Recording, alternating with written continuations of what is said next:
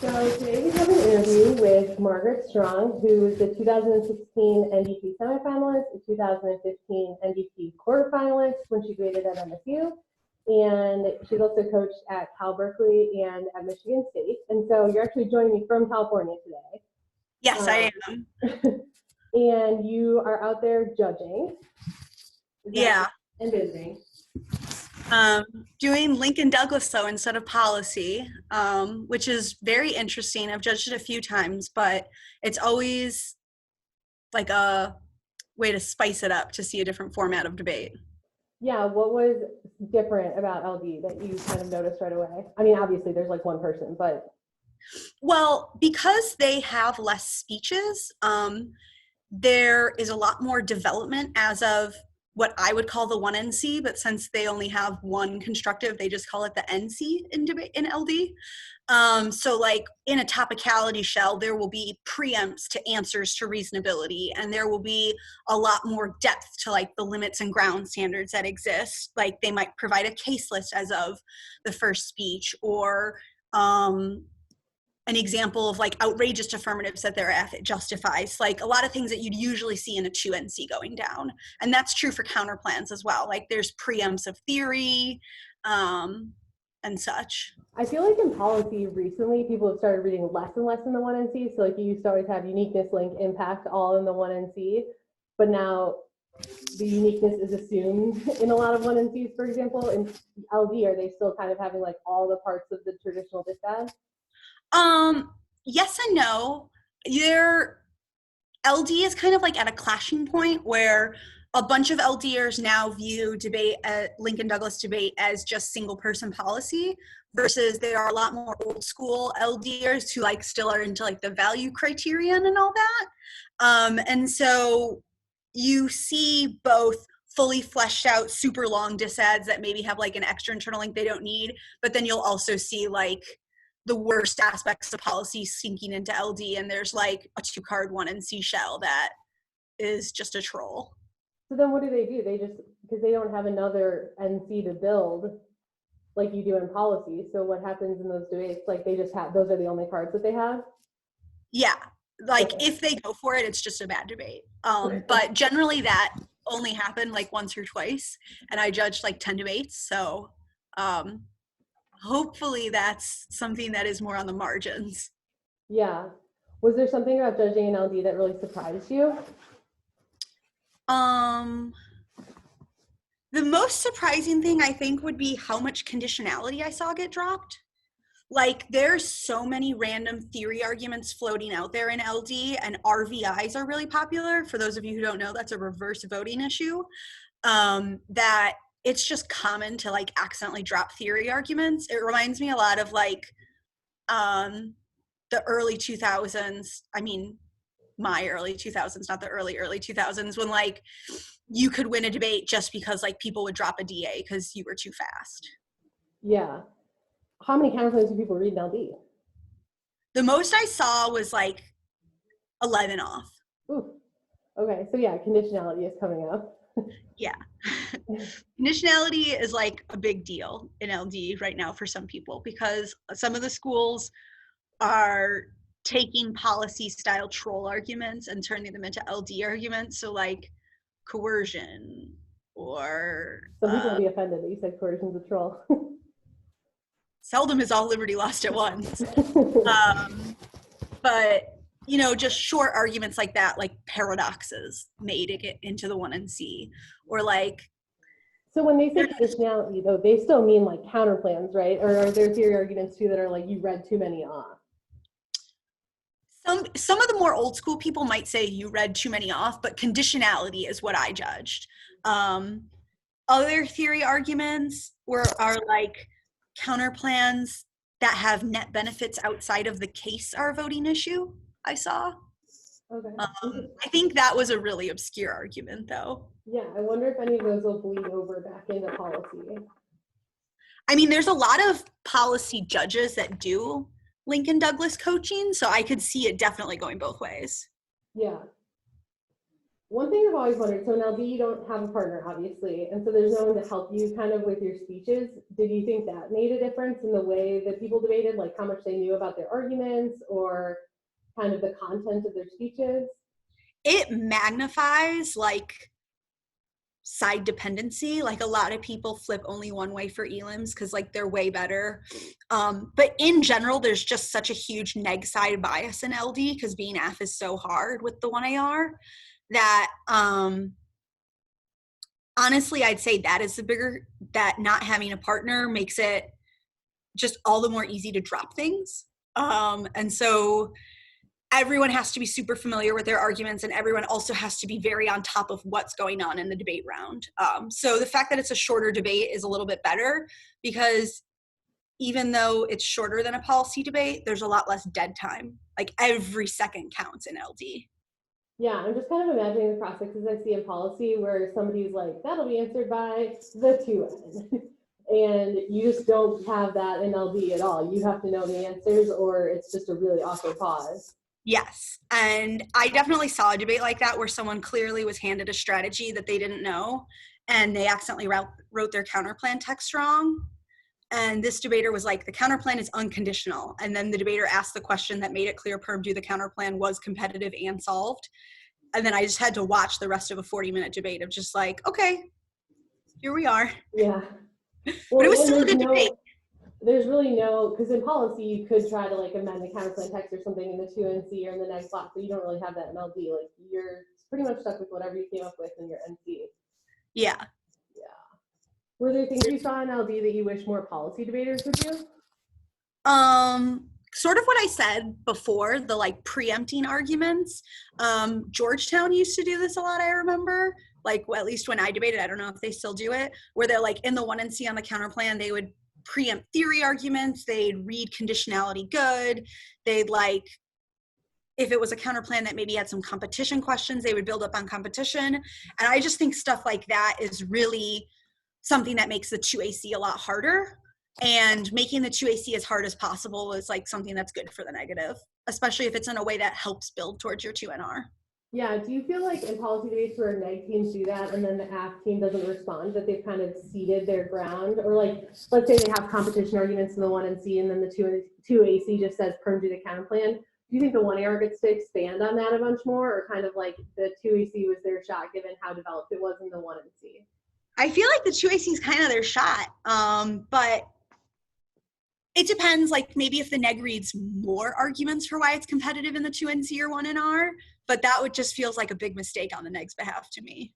Yeah, it does seem like in some ways people have thought that having a breadth in the 1NC makes the 2AC really hard because it's like, oh, you have to cover 11 sheets of paper.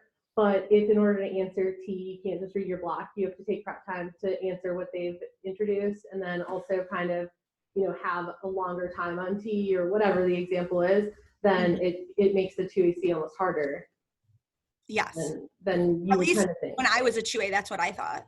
Yeah, it's kind of like when you read a lot in the case, it's like it can really suck the 2AC into it if you have like a lot of things that they have to get talking about off the top of the head. Yeah, exactly. For sure. So I also wanted to kind of ask you, since schools are starting to kind of enter the final phase of the year, if you have any tips about preparing for end of season tournaments. Oh, I love that idea. Yeah. So one thing I feel like so that people watching know, I coach Margaret in college, and I feel like one thing that we all struggle with, coaches, students, anyone, is you feel like you're going to run out of time because there is a hard and fast deadline on the end of the year. And so can you talk a little bit about how you prioritized what work to get done before your last tournament? Well, what helped me was to make a running list of things I needed. And within there, I put stuff that was most important at the top of the list.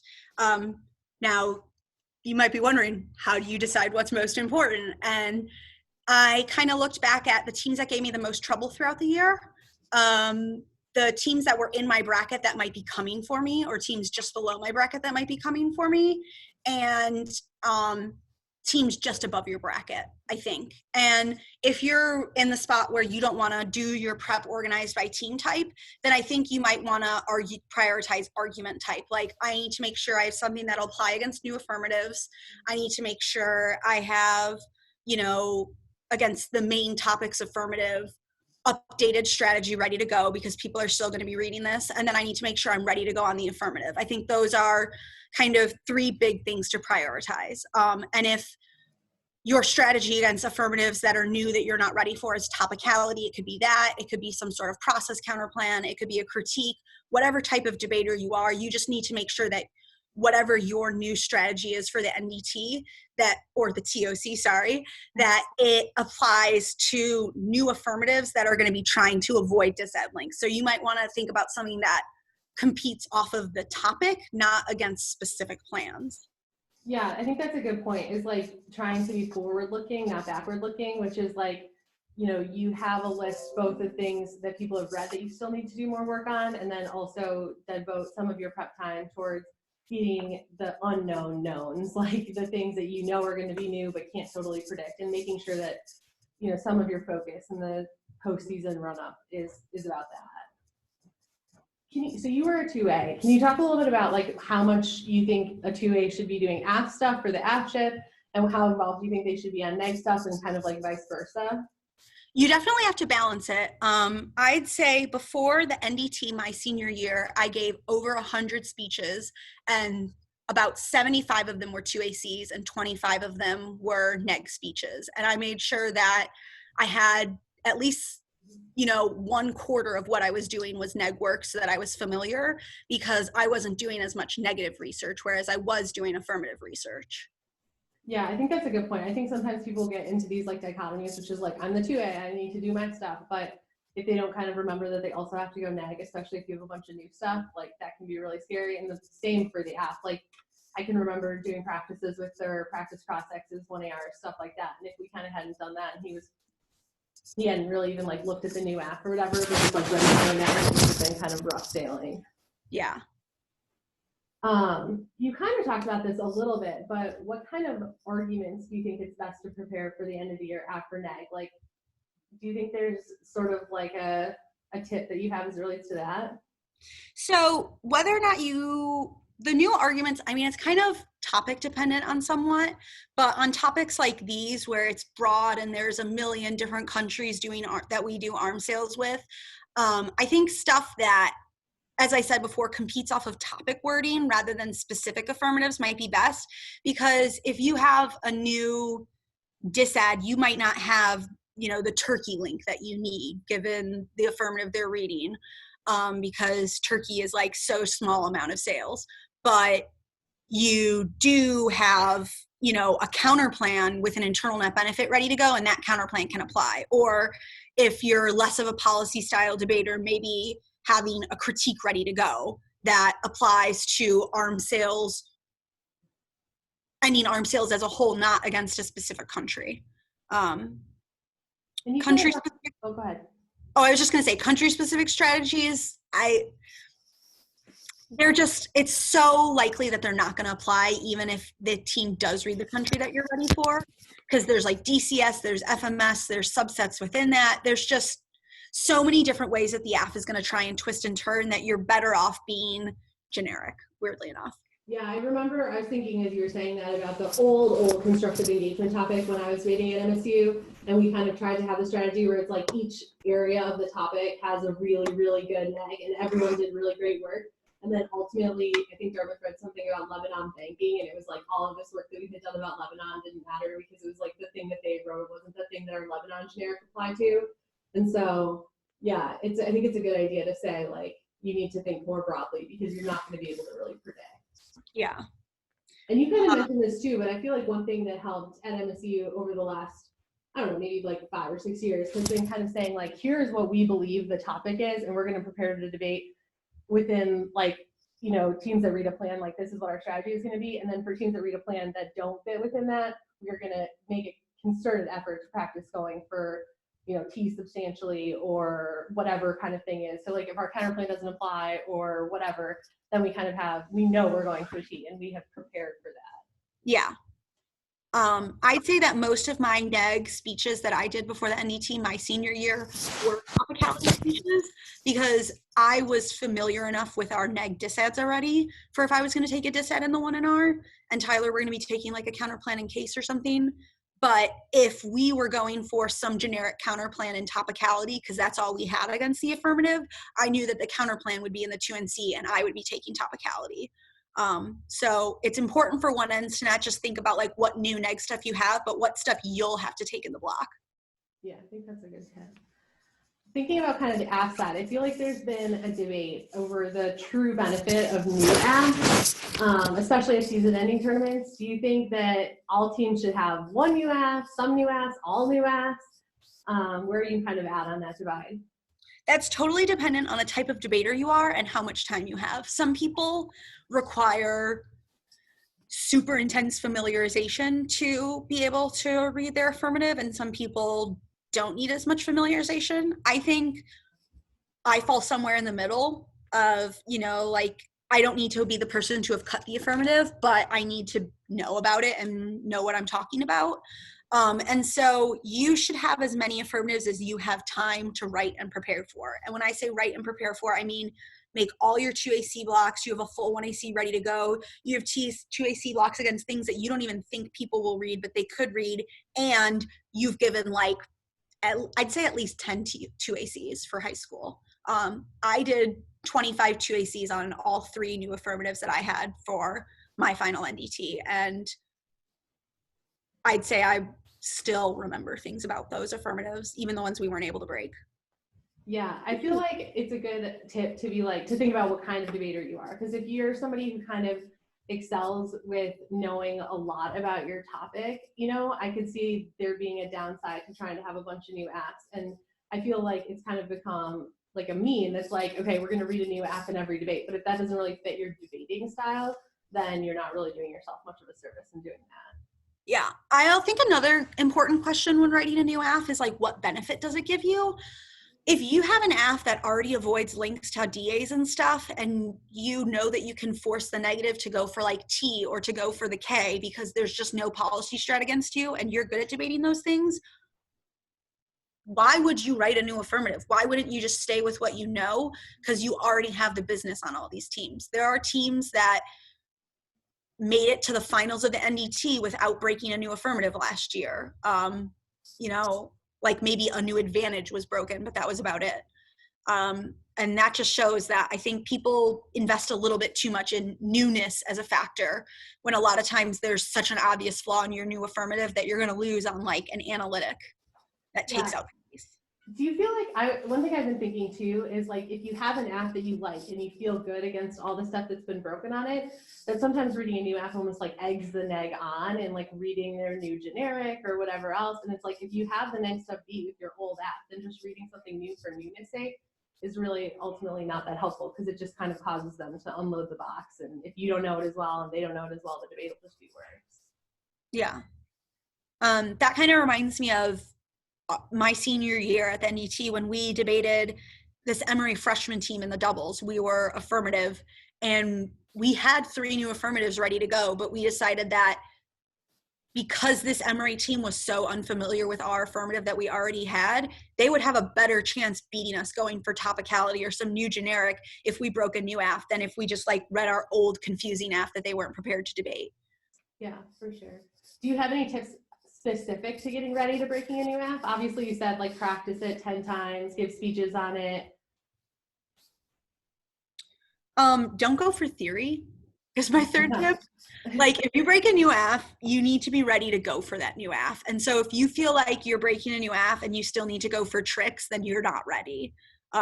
Is really like kind of my last metric. I think that if you did not write your affirmative, the one last thing I'd say is that you should have read every article that your affirmative has, because your opponents are going to go through and read those articles to cut alt causes and counterplans and stuff, and you need to know what that is. Yeah, and like I feel like sometimes I judge teams breaking new apps and like the cross X's are like a little bit awkward on that, because it's like for the first time somebody has read in the debate has read the conclusion of the article or whatever, and like so much of those debates are about how you sound in cross X and like whether or not you kind of know your app. Yeah, I actually know I said last tip, but it's important to have your 1As and even your 2As practice cross-X on the new AF, because a lot of times when you read a new AF, there are a million first thoughts that could come to people's minds, and every person is different. So just having those we're going to ask a random question to you moments and see how you respond is important for like keeping your cool in the actual debate when that happens. Yeah, and I think like a lot of the kids watching or high school students watching might feel like, who does that or whatever, and I feel like we even sometimes just had like you and Thur cross-ex each other, or like one of the other students that just happened to be in the room. Like it doesn't have to be, you know, somebody who won the NDT or whatever, like asking you questions in order for it to be valuable. A lot of those things that you're talking about that are like, first off, what do you think about this app? You know, tons of people can come up with. Yeah. So one thing I wanted to talk a little bit about was just kind of like the emotional side of the season-ending tournaments. There's a lot of pressure. For some people, their careers are ending. You know, for some people, they might feel like it's really important how they do in high school for tracking them in college, all of that stuff. And so are there things that you think that people can do in advance to be prepared for that? That's something I really struggled with as a debater. I think that one thing I wish I didn't do that I did was I kind of pretended it wasn't ending. I was just like, I'm not going to focus on the fact that I'm ending. I'm going to focus on the fact that I'm trying to win. And to be honest, only one person wins the NDT or the ToC every year, or one team, one person if you're an LD. And if you don't win, like, you're going to feel the same hurt of being done with debate than you will if you did win. And I think something that would have been better for me to do would be to have focused on the fact that debate is over and sort of mourn that while I was preparing for end of year tournaments. Now, if you are going to be debating in college and this isn't the end for you, then let me just tell you, the ToC does not matter. I was in the semifinals of the ToC and I thought I was the hotness, and then I got to college and still got my butt kicked in a tons of debates. Like, people still saw me and were like, oh, I don't know who you are and I'm going to beat you because you are just an 18-year-old. But the same thing is true for no matter how bad you do.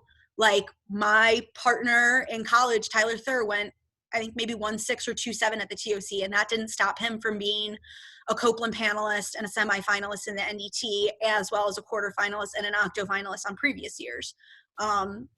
Both of us attended the NDT all 4 years. Both of us had very different high school experiences. It's important to remember that if you're doing 8 years of debate, or good Lord, if some of you did middle school, like 15 years of debate or whatever, it is a marathon, not a sprint. And so, like, people who seem like they're behind in the middle might just be saving their energy. And you don't, like, people learn at different rates. And the amount that you're going to learn in your freshman and sophomore year of college, like, just know that this isn't the end. This is merely the beginning.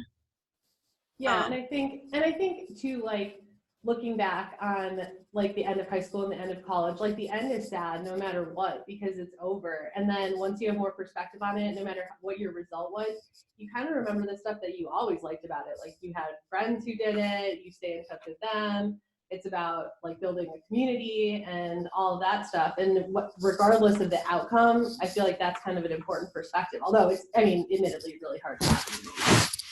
Yeah, like, I didn't ever win the ToC or the NDT, but I've talked to people who have, and they still feel the same sorrow and mourning for debate that I do. And it's just important to realize that win or lose, no matter what, you're going to feel the same way. Like, you might be a little bit more excited and a little disappointed and bitter for a bit, but like 5 years from now, you're going to be thinking like, man, I wish I could just see like this one debater from Kansas one more time. Like, that would be so much fun. Not like, oh, I just want to like stare at this trophy that I don't have. Because guess what? Trophies don't really make good decorations unless you're in a debate office. Right. What about like during the tournament? Do you have advice about how to stay kind of in a good mental state during the tournament? I mean, I've coached people who, you know, starting from GSU, which is the first college tournament of the year, they're saying, this is my last round 4 preset of GSU ever, and they're already kind of like spiraling over the whole year. And so, and it's really hard at the last couple tournaments. Yeah, I totally get that. One thing that was really big for me was taking mental breaks a lot. So after a round, for every 5 minutes, I'd make sure I was just like either being social in the hallway, or like maybe playing some silly phone game, or just listening to music and like walking around, just giving myself a chance to clear my head, because if not, you're going to get to yourself and you're going to overthink things, and it's not really great for your mental health. Another thing is just to like know that no matter how you do, you can still bounce back. Like my junior year at the NDT, I went, I think 6-2 or 7-1, I think 6-2, and was a pretty high seed, and we made it to the quarters and thought we did really well. My senior year, we only went 5-3, and we were a lower seed, and we were kind of nervous, but you know, all it takes is beating the second seed in one debate, and all of a sudden you're the second seed, and you're set up for a great elim. Yeah, I think that's one thing. The more that I've done debate, the more I realize just how much like luck is a part of it. And so like you can do everything totally right and be 100% prepared, and ultimately, you know, in order to win, you kind of have to hit the right spots even under those conditions. And so the best team doesn't always win. And so yeah, thinking about like there are going to be things out of your control, and you have to kind of find ways to maneuver that too. Yeah, you can't win the NET without luck. You can't win the ToC without luck. And having skill is not enough. There are at least 5 teams that are ToC champion worthy teams, and 4 of them at least are going to feel like pretty bitter at the end of the tournament. And so I think just knowing now and recognizing that luck is a huge thing would be really, really helpful for you, because hopefully none of you gamble yet, but like sometimes you just lose. Yeah. So you kind of already said this. You were in the semis for the ToC when you were in high school. Did you feel like there was something specific about preparing for season-ending tournaments in high school that you can give tips about? Keep a level head and stay out of the gossip.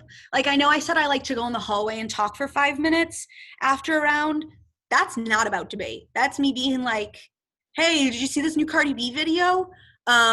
Because if you're in the hallway being like, oh my God, did you hear about this new affirmative that's been broken? You're not giving yourself a break, and you're not actually going to rejuvenate yourself to be ready to debate.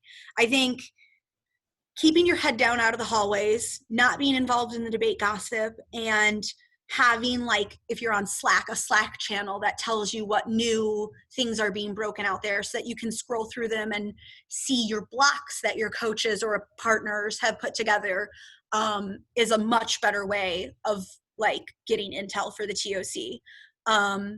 Yeah, I feel like at the ToC especially, there are or really any season-ending tournament for high school, like because there are so many college people that come and work at it, and so many people who are preparing for it, like so much more stuff is being read new there than has been read at any of the tournaments earlier. And so coming up with kind of a system, like both mentally and literally, to deal with all of that, I think is a good tip for people for sure. Looking back, were there ways you prepared for the NDT that you wish you had known about when you were in high school? Okay, so when I was in high school, this is because I was on a small team, but like I didn't know practice debates were a thing.